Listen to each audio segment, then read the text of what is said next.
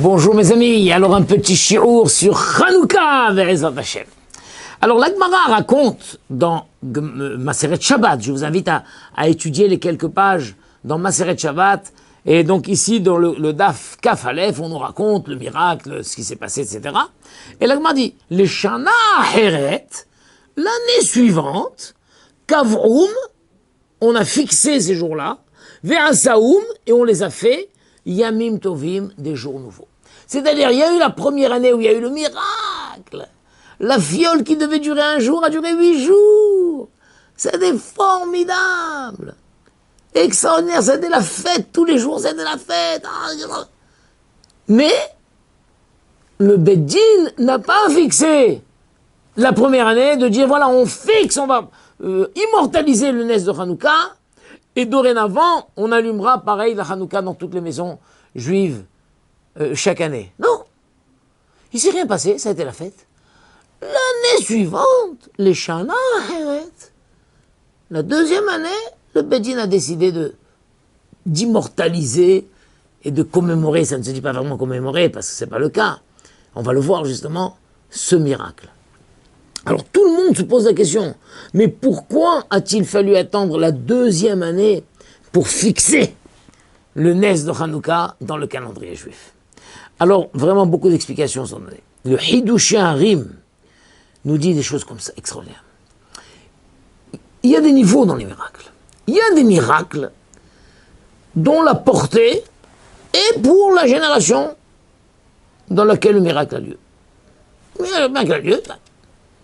Il y a des miracles dont la portée s'étend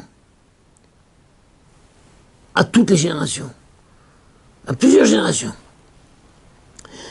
Alors, par exemple, on voit bien le miracle de Yetziat Mitzrayim, la sortie d'Égypte. C'est quelque chose, ce vent de liberté de Hérout, il est dans toute l'histoire. Chaque année, le 15 Nissan, il y a dans l'air un nouveau vent de liberté. Zman Héroutenu.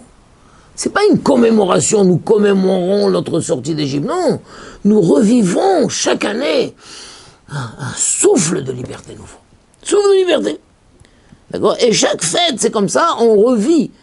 Pareil à Shavuot, il y a de nouveau dans l'espace un don de Torah nouveau. Quelqu'un qui mérite peut attraper, son cœur et sa tête peut s'ouvrir de nouveau à une nouvelle réception de Torah. À Sukkot, une joie, une simra spéciale. C'est ça. Alors, il dit comme ça, le Hidush Harim, c'est une chose extraordinaire. Quand il y a eu le miracle de Hanouka, les Hashmonaïm n'ont pas su l'intensité de ce miracle. Est-ce que ce miracle que nous avons eu a été pour nous, pour cette génération, ou est-ce qu'il est vraiment marqué dans l'histoire, marqué dans le temps? Est-ce qu'il est rentré? Est-ce qu'il a imprégné? Qu'est-ce qui s'est passé? Il dit, l'année suivante, les tzadikim, les harim, ont vu que l'éclat merveilleux, l'essor de Torah merveilleux que ce miracle avait apporté la première année. Parce que cette lumière, la première année, il y a eu un Or Gadol, une lumière extraordinaire qui est venue chasser le Chocher de Yavan. Yavan, c'est le Chocher, l'obscurité. Le monde était plongé dans une obscurité terrible, que seuls ceux qui ont le regard fin et sensible pouvaient sentir cette obscurité terrible. Obscurité terrible. Et le miracle de Hanouka a chassé cette obscurité. Mais qu'est-ce qui s'est passé l'année suivante? Les Haram ont vu, tiens, il y a de nouveau dans le ciel cette lueur. La lueur qu'il y a eu l'année dernière au moment du miracle, elle est de nouveau là.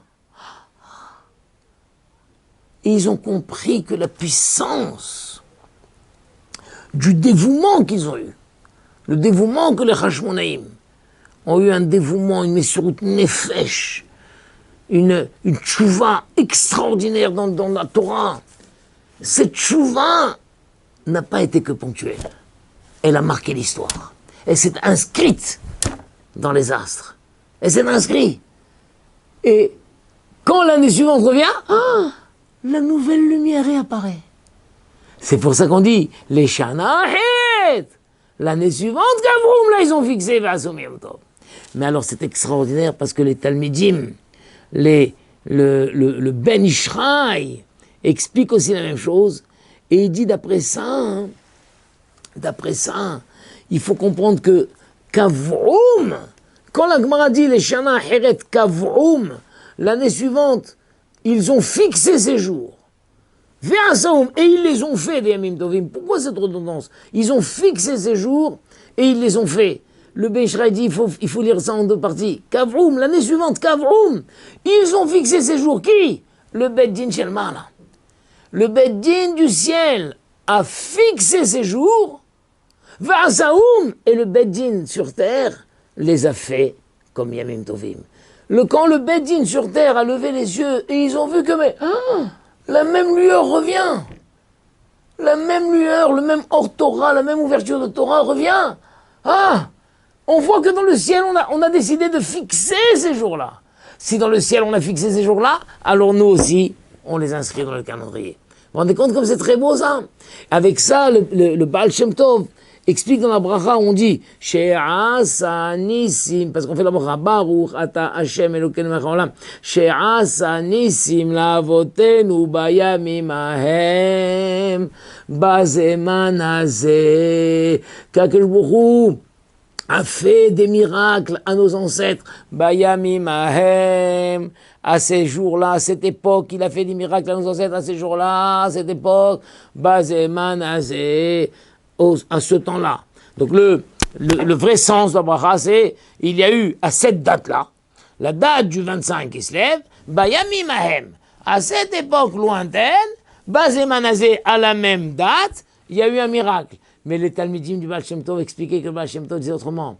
She'asa nisim lavotenu bayamim ahem. Akadosh Baruch Hu a fait des miracles à nos ancêtres, bayamim ahem. Dans ces jours-là, il aura fait des miracles.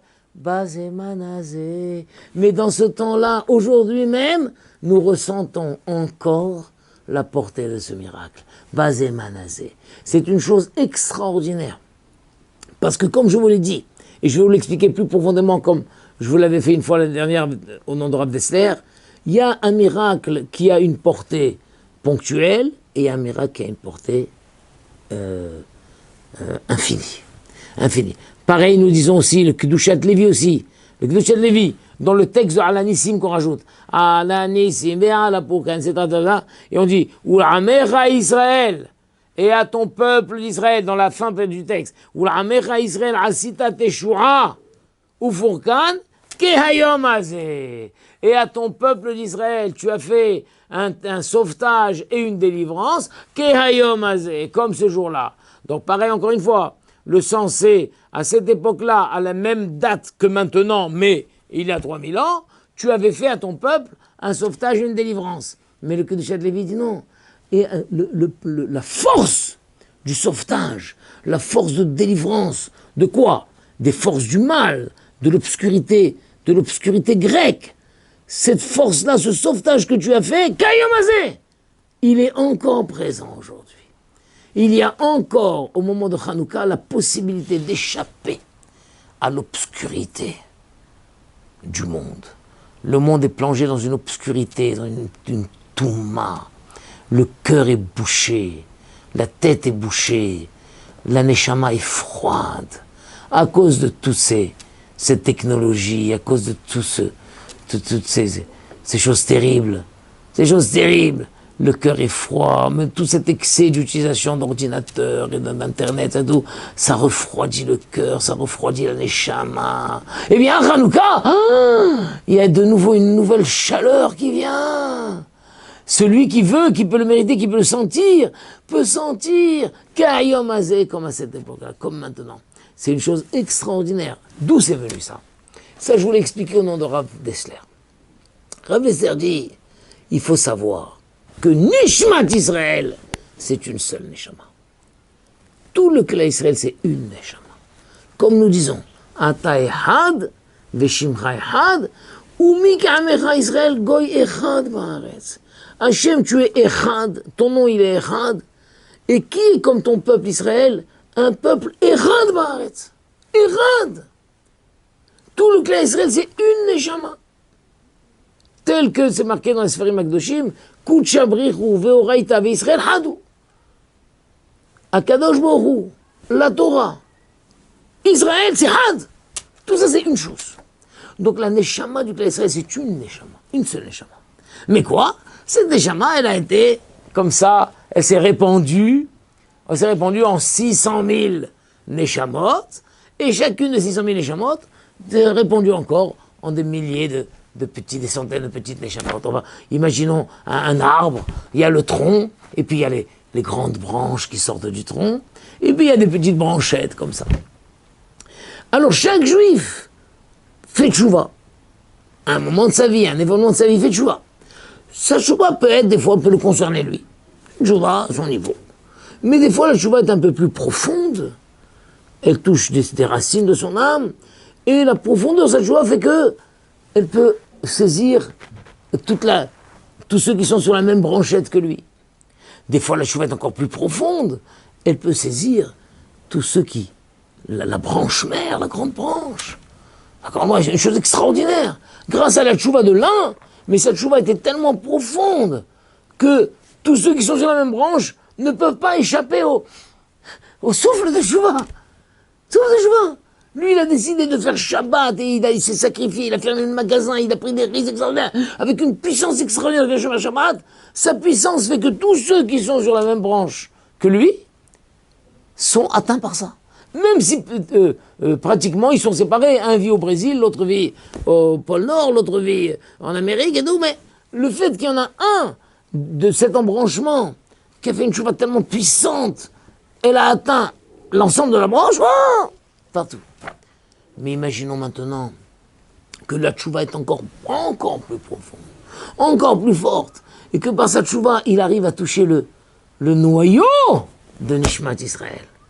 Il arrive à toucher le noyau de Nishmat Israël. Alors à ce moment-là, sa tchouva fait que l'ensemble du clan Israël éprouve quelque chose. Éprouve quelque chose. C'est quelque chose. On ne sait pas pourquoi, mais il y a dans le clan Israël, partout, un vent de tchouva, de vouloir garder Shabbat. On va faire le Shabbat mondial, comme ils ont fait. De vouloir manger kasher, d'étudier la Torah. Il y a comme ça dans le monde. Mais imaginons maintenant que cette tchouva est tellement profonde, tellement sincère, avec tellement d'investissement. Non seulement elle est remontée jusqu'à toucher le noyau de Nishmat Israël, mais elle est arrivée au centre du noyau.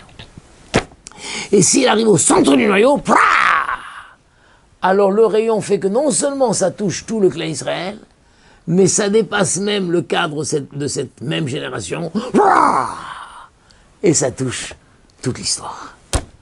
Imaginons, tiens, comme on dit, que quand les Bnei Israël ont accepté la mitzvah de Brit Mila, ils l'ont accepté avec tellement de joie, la mitzvah de Brit Mila, que cette acceptation fait que dans toutes les générations, partout, les Juifs acceptent la Brit Mila avec joie. Même si un Juif est loin de la Torah dans d'autres domaines, mais la Brit Mila, et la Brit Mila c'est toujours dans la joie, et tout le monde vient, une Brit Mila, une Brit Mila. D'où ça vient ça?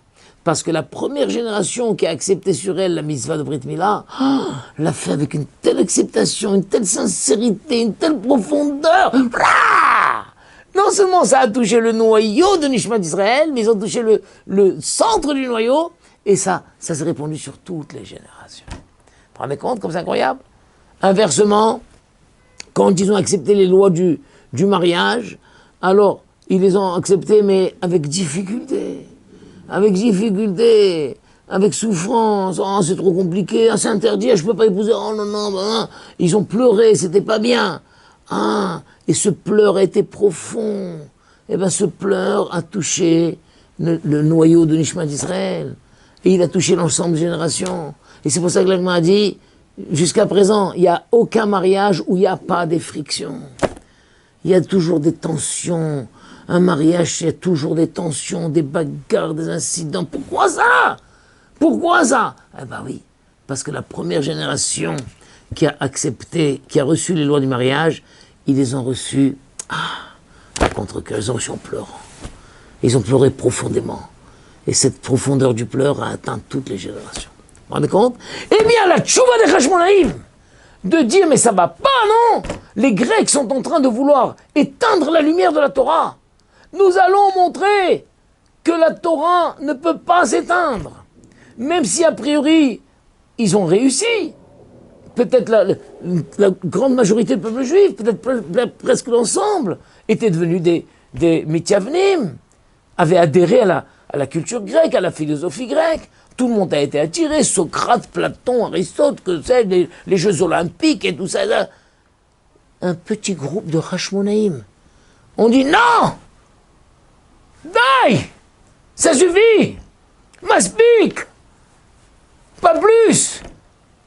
Le Or à Torah, la lumière de la Torah ne peut pas être éteinte. Ils se sont révoltés. Et ils ont pris des risques. Ils ont engagé un combat qui était perdu d'avance. Et ils ont gagné. Ils ont fait une tchouva. Ils se sont mis dans la Torah. Et ils ont gagné. Et pour montrer que c'était ça, leur souhait, de montrer que la lumière, la flamme intérieure de la Torah ne peut jamais être éteinte. Alors il y a eu le miracle de Hanouka. Cette petite flamme qui représente le menorah, c'est la lumière de la Torah. Cette petite flamme qui devait durer un jour, elle a duré 8 jours.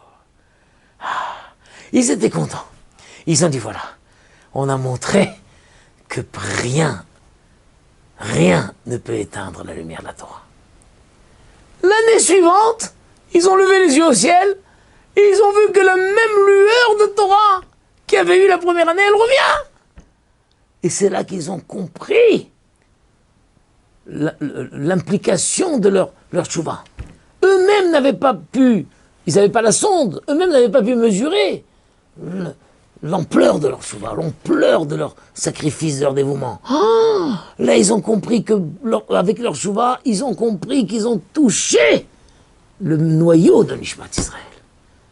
Si c'est comme ça, alors on fixe ce miracle pour toutes les générations. On est compte comme c'est beau. C'est-à-dire chacun de nous, imaginons, chacun de nous, il a des proches, il a des gens auxquels il faut faire tchouva. Quelqu'un dit, je voudrais tellement que mes grands-parents deviennent Shomer Shabbat. Je voudrais tellement ça. Bien sûr. Tu sais comment tu peux faire? Ou tu leur parles, mais je ne peux pas leur parler, ils s'habitent loin. Eh bien, tu sais comment tu peux faire?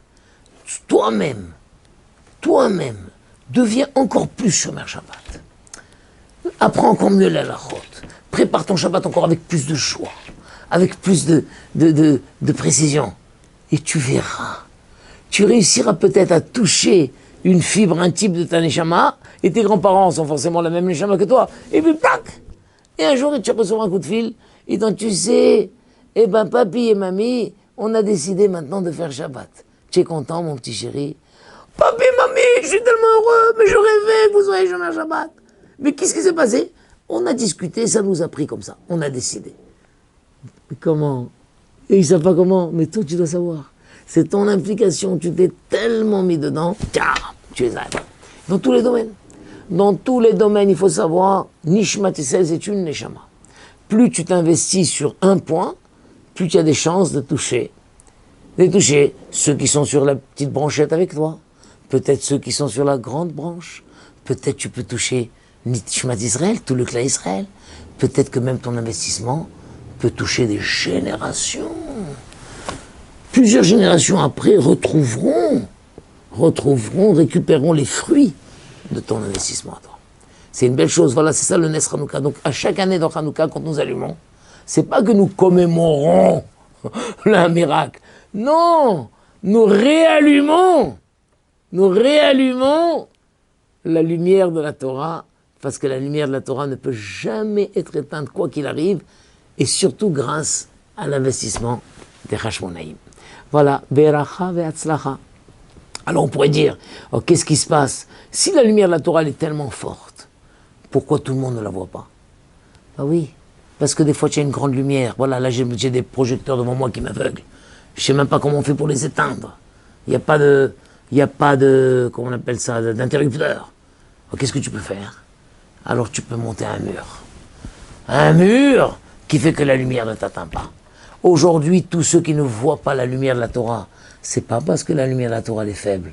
Non, c'est parce que la société, le monde de la Touma, le Yetzirah, a monté un grand mur. Et il y en a qui sont de ce côté du mur. Ceux qui sont de ce côté du mur ne voient pas la belle lumière de la Torah.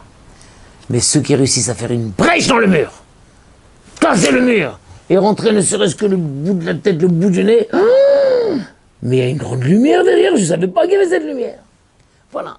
Celui qui vient, voilà, il écoute sur Torah Box, un cours de Torah, quelqu'un qui rentre dans une synagogue, qui va, mais je ne savais pas qu'il y avait une telle lumière derrière ça. Rappelez-vous bien ça. La Torah, le Or à Torah, il est allumé, c'est le plus grand projecteur du monde. Il y en a qui le voient, il y en a qui ne le voient pas. Ceux qui ne le voient pas n'ont pas cassé le mur. Alors il faut casser le mur. Et quand on casse le mur, on découvre cette grande lumière. Voilà, au moment où on allume la Hanouka chaque année, il faut se rappeler de ça. Et chacun dit, mon fils, tu sais, la lumière de la Torah, elle est immense. Pourquoi tu ne la vois pas? Pourquoi tu ne la vois pas? Mon chéri, tu sais, par tes fréquentations, par tes lectures, par tes activités, par tes loisirs, tu montes un mur épais qui t'empêche de voir. Casse ce mur. Fais une brèche dans le mur. Tente, fais un pas. Tu découvriras une lumière extraordinaire. Voilà, c'est ce que je vous souhaite, ce que je me souhaite, ce que je souhaite à tous les enfants d'Israël. Hanouka Sameach!